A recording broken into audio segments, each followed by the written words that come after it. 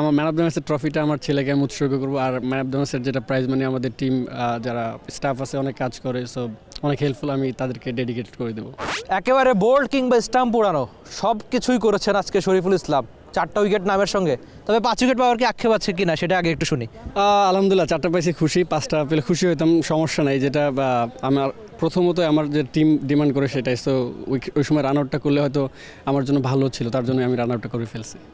বল যখন হাতে নিলেন তখন প্ল্যানটা কী ছিল? কারণ আপনি ওই শুরুর ওই উইকেটগুলো, বিশেষ করে শুরুর দুটো বলটি কিন্তু অপোনেন্টকে একদম ব্যাকফুটে ঠেলে দেয়। তো শুরুতে যখন বলটা হাতে নিলেন প্ল্যান কী ছিল?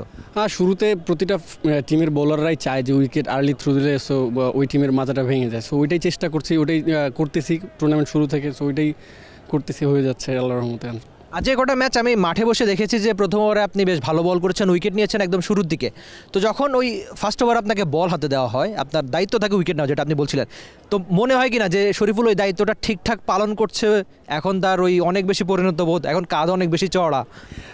অবশ্যই মিথুন ভাই আমাকে বলটা হাতে দিয়ে বলে যে দু একটা বাউন্ডারি হলে সমস্যা না, একটা উইকেট নিলে আরও বেশি ভালো। সো এই কনফিডেন্সটা অনেকটা আর কি নিজেকে উৎসাহিত করে।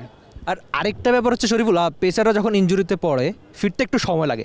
তো টুর্নামেন্টের মাঝপথ থেকে আপনি খুব ভালো বল করছেন, শুরুতে ওই রিদমটা ছিল না। এখন বলা যাবে কি না যে শরীফুল তার ওই হারানোর রিদমটা ফিরে পেয়েছে, একদম পিক ফর্মে আছে? এখন বলা যাবে ফিরতেছি। সো ফিরার কোনো শেষ নাই, ইনশাল্লাহ চেষ্টা করব আরও আগের থেকে যাতে ভালো করতে পারে, এইটাই। আর এই কাজ করতে থাকবো ইনশাল্লাহ, দেখা যাক। আর এই সময়ে আদতে আমি জানি যে আপনি বাবা হয়েছেন, মানে বিপিএল অনেকটা আগে। তো এই ম্যান অফ দ্য ম্যাচ কার জন্য মনে হচ্ছে কিনা যে দারুণ বোলিং করেছেন, কাউকে এটা উৎসর্গ করা উচিত? অবশ্যই আমার ম্যান অফ দ্য ম্যাচের ট্রফিটা আমার ছেলেকে আমি উৎসর্গ করবো। আর ম্যান অফ দ্য ম্যাচের যেটা প্রাইজ মানি আমাদের টিম যারা স্টাফ আছে অনেক কাজ করে, সো অনেক হেল্পফুল, আমি তাদেরকে ডেডিকেট করে দেবো। তার আরেকটা ব্যাপার হচ্ছে চট্টগ্রামের কিন্তু এখন লক্ষ্য অনেক বেশি বেড়ে গেছে। আপনি ভালো করছেন, খালেদ ভাই ভালো করছে। তো মনে হচ্ছে কিনা যে দলকে এখন শিরোপাটা জেতানো যাবে? আপনারা খুব ভালো ফর্মে রয়েছেন পুরো দল হিসেবে আমি বলছি। অবশ্যই খালেদ ভাই পুরো টুর্নামেন্ট খুব ভালো বোলিং করতেছে। সো আমরা একে অপরে প্র্যাকটিসে বলেন, মাঠে বলেন, খুব দুজনে কম্বিনেশন কথা বলা হয়। সো কোন ব্যাটসম্যানের জন্য কোন বলটা, এটা আমরা প্ল্যানিং করি। সো এই বোলিং পার্টনারশিপটা যদি করতে থাকি, আর ব্যাটসম্যানরা ভালো করতেছে মাশাআল্লাহ, সো ইনশাল্লাহ দেখা যায়, বড় স্বপ্ন দেখতে পাচ্ছি আর কি। Thank you so much brother, সামনের জন্য অনেক বেশি শুভকামনা।